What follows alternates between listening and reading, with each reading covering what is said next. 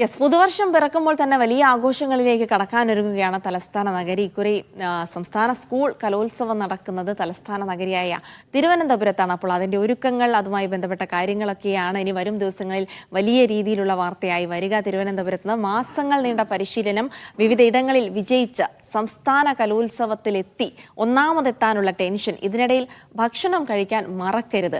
കലോത്സവത്തിൽ പങ്കെടുക്കുന്ന വിദ്യാർത്ഥികൾക്ക് ഇത്തവണ ഭക്ഷണം ഒരുക്കുന്നത് പുത്തരിക്കണ്ടം മൈതാനിയിലാണ്. അവിടേക്ക് ഭക്ഷണം കഴിക്കാൻ പോകുമ്പോൾ ഇത് ഒന്ന് ഓർത്ത് വെച്ചേക്കണം. തിരക്കിനിടയിൽ സമയം വൈകിപ്പോയിട്ട് ഭക്ഷണം കിട്ടാതിരിക്കുക.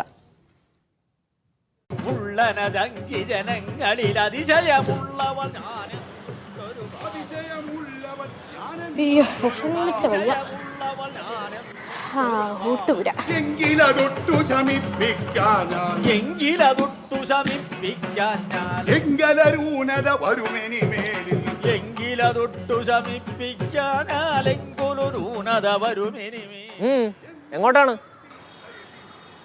നോക്കടാ നമ്മുടെ മാർഗേ കിടക്കുന്ന മർക്കടാ, നീ ഒന്ന് മാറി കിടാശടാ. മാറി കേർക്ക കഴിച്ചിട്ട് വേണം എനിക്ക് ഓട്ടത്തുള്ളലിന്റെ എതിരോട്ട് പോവാൻ. നാട്ടിൽ പ്രഭുക്കളെ കണ്ടാലറിയാത്ത കാട്ടിൽ കിടക്കുന്ന മൂളിക്കുരങ്ങു നീ.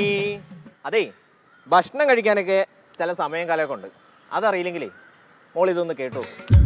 മത്സരാർത്ഥികളുടെ ശ്രദ്ധയ്ക്ക് കലോത്സവ വേദിയിലെ ഭക്ഷണ സമയക്രമം. പ്രാതൽ 7:30 മുതൽ 10:30 വരെ.